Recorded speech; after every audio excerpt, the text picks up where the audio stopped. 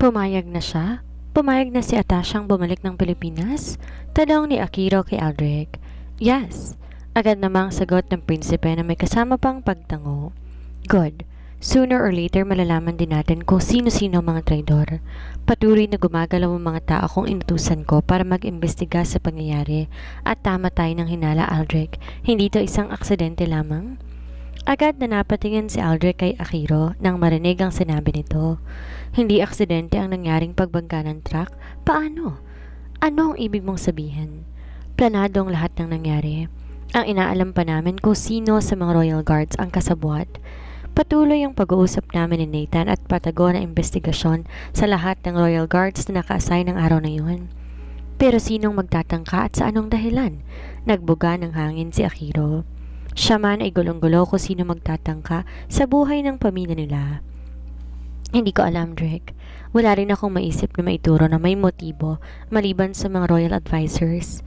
Pero nung mapapala nila kung gagawin nila yon, you don't think this has anything to do with Atasha's past, right?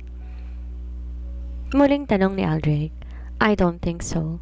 Kung iisipin mo, walang nakakaalam kung sinong mga sakay ng kotse. Ang mga desisyon sa convoy ginawa natin sa mismong araw ng pag-alis. Kaya sa tingin ko, hindi talaga si Atasha ang pakay ng mga yon. Kung hindi si Atasha, sino? Ikaw? Naguguluhang tanong pa ni Aldrich. Napahawak si Akiro sa ulo niya. Sumasakit ng ulo niya kakaisip sa posibleng motibo at dahilan para planuhin ng aksidente. Pero kahit anong pag-iisip niya, wala siyang naiisip na may galit sa pamilya nila. Muli siyang napatingin kay Aldrich. Ang pamilya lamang ni Aldrich ang may galit sa kanila noon dahil sa pagtalikod ni Atasha sa kasunduan ng kasal.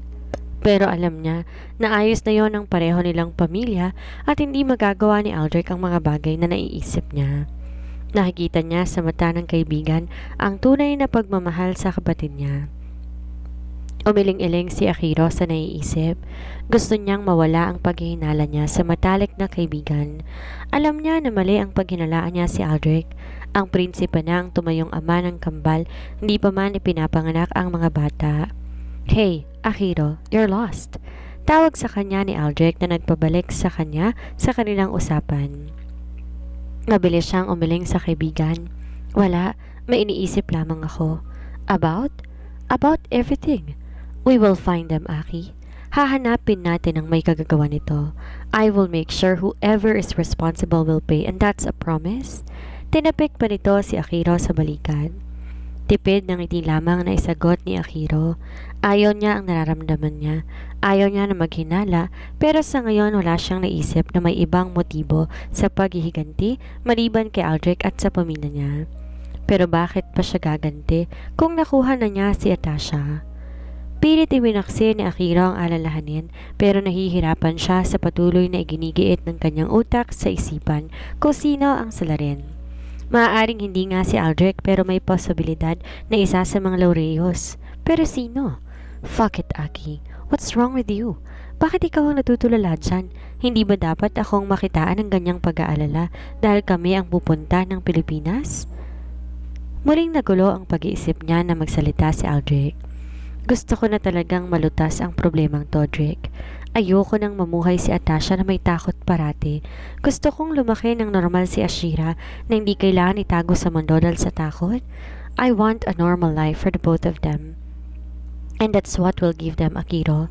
Sa tingin mo ba papayag akong pumunta sa Pilipinas si Atasha kung hindi ko gusto yon para sa kanya? I have to overcome my fear of the possibility na maaari silang magkita ni Colton Mijares. Pero pinipilit ko yon, iwaksi sa isip ko, kung yun lamang makakatulong sa kanila ni Ashi. And just like you, I want them to be protected all the time. They are family, Akiro. They are my family. At di na ako makakapayag na may mawala pa sa pamilya ko.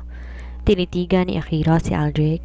Nakikita niya sa mga mata nito ang totoong pag-aalala at pagmamahal kay Atasha. Mali siya ng iniisip.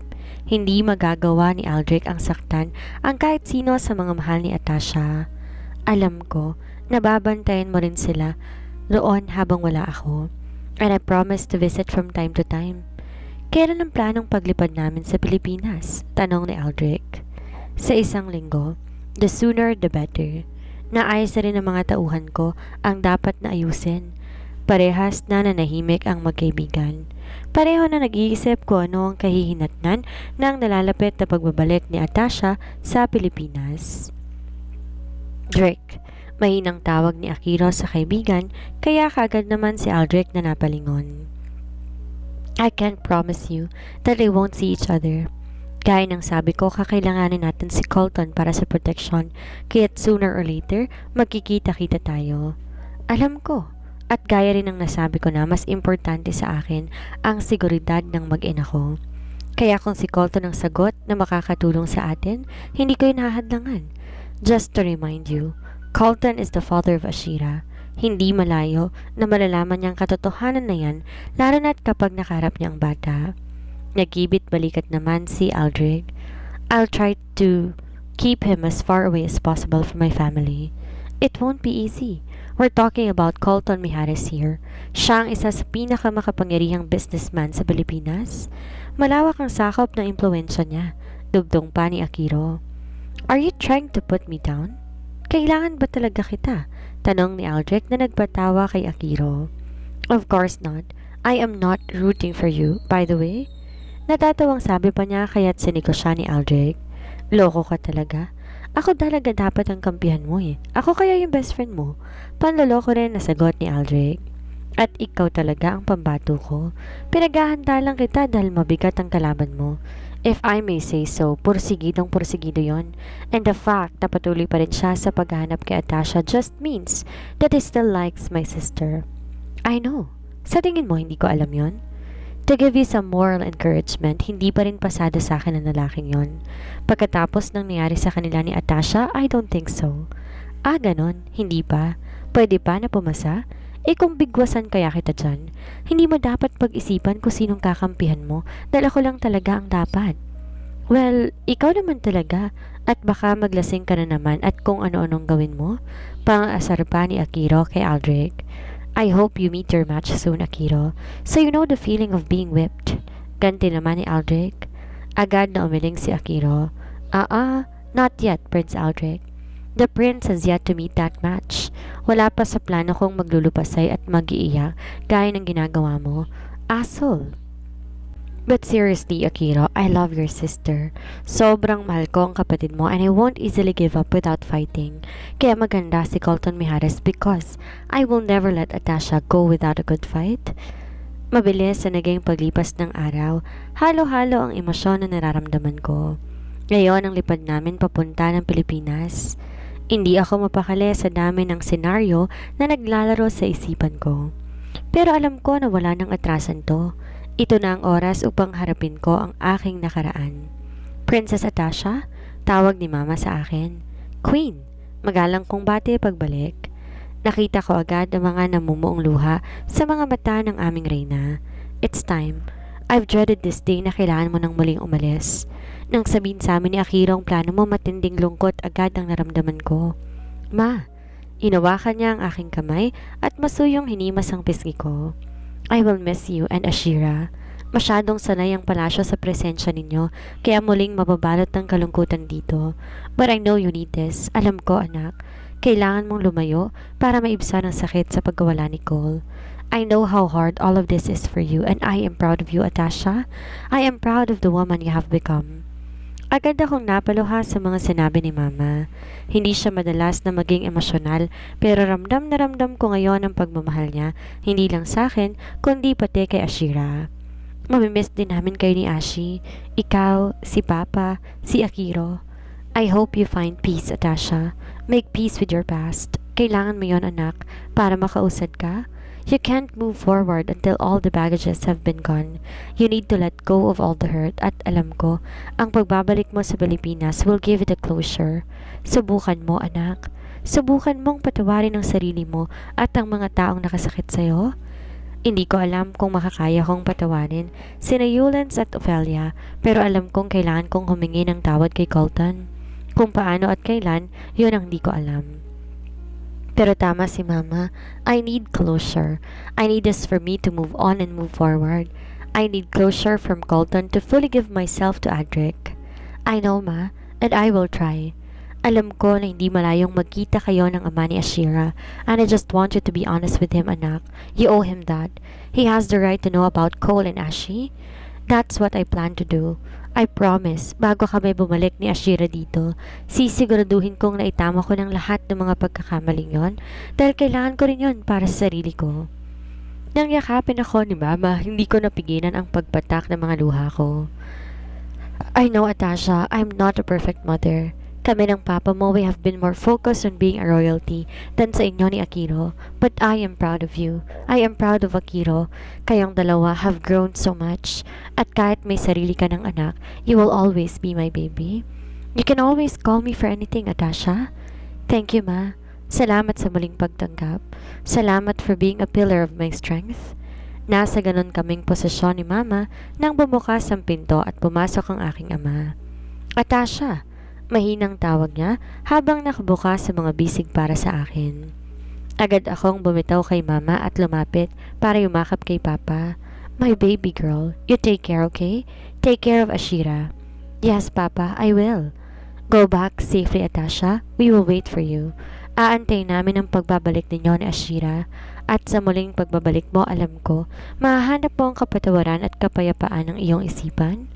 Thank you, Papa. Tash, it's time. Tawag ni Akiro sa akin nang sumilip siya sa pintuan. Bumitaw si Papa sa akin, masuyong hinimas ang pisngi ko. It's time. Don't worry. Full security details will be with you and Ashira. At dahil kasama niyo si Aldrich, mas kampante rin ako sa seguridad ninyo na mag-ina. Tumango na lamang ako bilang sagot kay Papa. Muli akong yumakap sa kanya at humalik sa pisngi niya at lumapit kay Mama. Mahigpit na yakap at halik din ang pabaon niya sa akin. Si Ashira? Tanong ko kay Akiro. She's with Aldrich, sagot naman niya. Gaya nga ng plano ni Akiro, lilipad kami ng Pilipinas sakay ng isang pribadong eroplano. Kagaya ng unang pagpunta ko ron ng eroplano sa isang kaibigan ni Akiro ang gamit namin. Paglapag ng Pilipinas, muli ako na magiging si Atasha Andres sa paningin ng mga kakilala ko roon. Kaibahan sa naina kong pagpunta roon, di naman kailangan mamuhay ng payak ni Ashira. Suportado lahat ng pangailangan namin mag-ina. Nakahanap na rin ng bahay si Akiro na aming titirhan habang naroon kami. Alam ko na hindi malayo na magkaharap ulit kami ni na Yulans at Ophelia, pero sa pagkakataong to, ibang Atasha na ang makakaharap nila. Hindi na ako ang dating tahimik at sunod-sunuran na babae. Iba na si Atasha ngayon at ito ay dahil sa anak na alam ko na kailangan kong maging matatag. Paglabas namin, nakita ko agad na nakabungis-ngis kong anak. Tuwang-tuwa naman sa pakikipaglaro kay Aldrich. Na makita niya ako, binukas niya ang kanyang mga braso at nagpapakarga na sa akin. Miss mo na agad si Mama, Ashira? Agad naman siyang bumungis-ngis at hinimas ang pisngi ko. Ma, tawag niya sa akin. Sasama ka ba sa airport, Akiro? Tanong ko kay Aki. Aba, syempre, sasama ko hanggang Pilipinas. You think, paalisin ko kayo ni Ashi nang hindi ko kayo iahatid? What? Aki, you don't need to. Kasama naman namin si Aldrich. Di mo na kailangan pang pagurin ang sarili mo sa pagbabiyahe. Alam ko, marami ka pang trabaho. I'm going, princess. Kailangan kong makita ang bahay niyo roon at masiguro ang seguridad ninyo. Kahit kasama niyo si Aldrich, hindi ako makakampante na hindi personal makita ang magiging pansamantalang tirahan ninyo. Let's go, babe. He is just as stubborn as you sa pagkakataong to. Hindi ka mananalo sa kanya. Pagsaway pa ni Aldrich sa akin. Sumimangot naman ako at muli humarap kay Akiro. Aki? Ngunit agad niyang iniharang sa bibig ko ang kamay niya, kaya naman hinampas ko siya na mahina sa kamay niya na nakapagpatawa sa kanya. Stop. I don't want to hear it. I'm going. And that's final? Stubborn. Just like you, Atasha. Nakakainis, diba? Alam mo na ngayon ang pakiramdam namin ni Aldrich kapag hindi ka sumusunod sa amin. This is not about me, but whatever. Kinuha niya si Ashira sa akin, kaya tuwang-tuwa naman si Ashi. Akin si Ashi, at baka kung ano na naman ang SPG na makita namin sa inyo. Akiro, let's go, babe. Huwag mo nang pansinin yung kapatid mo. Nauna na kami ni Aldrich na maglakad habang kasunod namin si Akiro na natatawa pa rin at buhay si Atasha. Hey, are you okay? Tanong sa akin ni Aldrich. Kasalukuyan na kaming nasa eroplano papunta ng Pilipinas. Tumango naman ako bilang sagot. Yes, pero kinakabahan ako. Natatakot ako. It's normal, babe, but you've got me now. Kasama mo na kami ni Atasha ngayon at sinisigurado ko sa'yo, lahat ng paghihirap na napagdaanan mo noon, hindi mo na ulit mararanasan pa. Sinandal ko ang ulo sa dibdib ni Aldrich at naramdaman ko ang pag-akbay niya sa akin. Malambing niya akong inipit sa mga braso niya. I'm also scared, Atasha. Like you, natatakot din ako. Agad akong napalingon sa kanya nang marinig iyon. Ha? Tanong ko sa kanya. Hindi ko maintindihan ang sinasabi niya. Bakit siya natatakot? I'm actually scared of you going back. Alam ko na hindi malayong mangyari na makaharap mo sila. Well, I am not afraid of you facing your ex-boyfriend, Yulans. If ever gusto ko rin siyang makaharap para ako na ang makaganti sa kanya para sa'yo. Aldrich. Mahinang tawag ko pero nanatili lamang siya sa ganoong posisyon at nagpatuloy sa pagsasalita. Alam mo ang kinatatakot ko? Dalawang prinsesa ko ang may posibilidad na mawala sa akin. Tinaas ko ang ulo ko upang matingnan siya at hindi ko inaasahan na makikita ko ang kahinaang to ni Aldrich. Namumula ang kanyang mga mata at halata ang pagpipigil ng pag-iyak. Bakit mo iniisip yan? We are here with you? Hindi ko lang maiwasan na hindi maisip. I'm so scared, Tash. Really scared. I've never been so scared all my life. Ngayon lang ako naging ganito katakot dahil sa inyo. You don't have to. I am with you, babe. Malambing ko rin hinimas ang kanyang pisngi. Inawakan niya ang kamay ko at hinalikan iyon. I'm afraid to lose you for the second time, Atasha. Hindi ako handa kung babawiin ka niya sa akin. Wala siyang babawiin, Aldrich. Hindi naging kami kaya hindi ako naging sa kanya. Hindi formal na naging kayo, Tash, but in your heart, you do, dyan sa puso mo. Tinuro niya pa ang puso ko at kitang-kita ko ang takot sa mga mata niya habang nagsasalita siya. Diyan sa puso mo, Tash, alam ko parte niyan ay sa kanya. Ang parte niyan, pag-aari pa rin niya hanggang ngayon. Babe, you don't have to explain. Hindi ka naman nagsisinungaling sa akin eh. Sa umpisa pa lang sinabi mo na sa akin ang totoong nararamdaman mo. But I just want you to know that I won't give you up without fighting for you. I will fight for you and Ashira because I just can't let you go that easily. Babe, you know you mean so much to me. I know, babe. And you and Ashley mean so much more to me than you will ever know. Muli niya akong kinulong sa mga bisig niya at tinalikan sa ulo. Just stay with me, Tash. Please, just stay with me.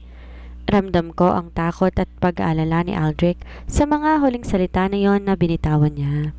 Hindi ko alam ang mararamdaman ko. Alam ko sa puso ko na may malaking puwang narito si Aldrich pero hindi ko rin maikakaila ang katotohanan na hindi ko pa lubusang nakakalimutan si Colton. Kung tutusin, hindi naman naging kami. Pero sa dami ng ginawa ni Colton para sa akin, nahulog na lamang loob ko sa kanya nang di ko namamalayan. Idagdag pa ang kambal na lalong nag-ugnay sa magulo namin na buhay. Alam ko kung di ko nalaman ang kaugnayan niya kay Yulans, hindi na ako babalik ng Genova, hindi ko ilalayo ang mga anak niya. Pero dahil sa takot ko, kailangan kong gawin ang mga bagay na yon. Baka nga hindi lang talaga kami ang itinadhana para sa isa't isa. Ngunit ang lahat ng yon wala na ring saysay, sapagkat ang pagbabalik ko ay hindi upang muling buhay ng nakaraan. Nandito ako upang magkaroon ng closure sa lahat at maayos na makapagsimula muli kasama si Aldrich. At hindi si Colton Mijares. Yes, nasa eroplano na kami.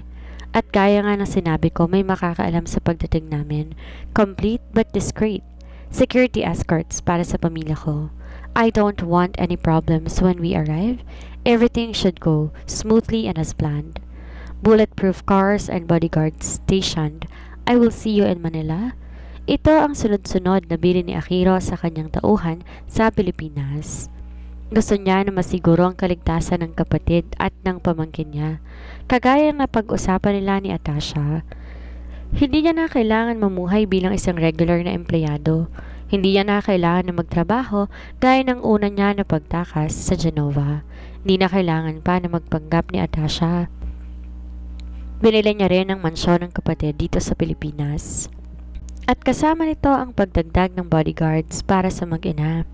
Kahit kasama nila si Aldrich ay hindi mapapalagay ang loob ni Akiro at kailangan niyang masiguro ang seguridad ng pamilya. Paglapag ng eroplano sa Pilipinas, iba't ibang emosyon ang muli kong nararamdaman. Pero hindi mawala ang pagkasabik sa puso ko, ang pagsabak na makitang muli ang aking mga kaibigan. Ito ang panahon para maging totoo at magpakatotoo sa kanila. Sana nga lang matanggap pa rin nila ako sa kabila ng mga pagsasinungaling na ginawa ko. Ready, babe? Nakangiting tanong sa akin ni Aldrich. Ready, sagot ko naman. Paglabas namin ng paliparan, ilang sasakyan ang agad na nag-aabang sa amin. Napailing na lang ako sa ginawang paghahanda ni Akiro. Really, Akiro? Discreet arrival? Is this what you call discreet? Ilang sasakyan at ilang mga bodyguards. Taas kilay kong tanong kay Aki. What? This is the simplest we can afford. Yeah, Akiro, napakasimple ng lahat ng to. Naiiling naman na sabi ni Aldrich. Kasama rin namin si Nathan sa biyahe at paglabas pa lang sinulubong na siya ng nakaitim din na lalaki na malamang security head dito ni Akiro. Nakita ko ang paglingon sa amin ni Nathan bago yumuhod ang kausap. Naglakad kami papunta sa mga sasakyan na nag-aabang. Naiiling na lamang ako na pati dito sa Pilipinas ay nagawa ni Akiro na magpa-convoy ng sasakyan para sa amin. I told you, Atasha, you won't need a simple life here. Not anymore. Kayang-kaya natin bilihin pati ang mga Villa Gomeza. Biglang salita ni Akiro na hindi ko alam. Pinagmamasdan na pala ako. No need, Aki. As long as they stay away from me. Gusto kong malaman na magiging reaksyon ng mag-ina na yon kung malalaman lang nila kung sino ka talaga. Pero darating din tayo sa tamang oras para dyan. Nailing na lamang ako nang pumasok ang sasakyan. Alam ko na hindi titigilan ni Akiro ang mag-inang iyon hanggat di niya ako na igaganti. He just can't let go. Makalipas lamang ilang sandali ay pumasok kami sa isang eksklusibo na subdivision. Huminto ang sasakyan namin sa isang malaking bahay. Moderno ang pagkakadesenyo nito. Matataas ang bakod na panatili ang pagkapribado nito. Hindi man to gaanong malapit sa ibang bahay, nakakatawag pansin ito dahil napapalibutan ng mga bodyguards at security. Kaya kahit hindi ko napigilang mainis na naman muli kay Akiro, Akiro, really? What again, Natasha? You can't blame me. I need to ensure your safety. Yes, but this is exaggeration. Kailangan niyang ganyan karaming bodyguards sa security guards? Don't worry, hindi sila sa mansyon mo titira, kundi sa katabing bahay sila. What? May sariling bahay ang mga bodyguards? Mansyon, Atasha. May sarili silang mansyon na magsisilbi na quarters nila? No reason for you to be bothered. Tinuro pa niya sa akin isang malaking bahay rin na medyo malapit sa mansyon na tinitirhan namin. Unbelievable! You are just so unbelievable. Believable, Tash. Pang-asar pa ng kapatid ko. Hindi makapaniwalang sinundan ko na lang ang kapatid ko na papasok sa mansyon.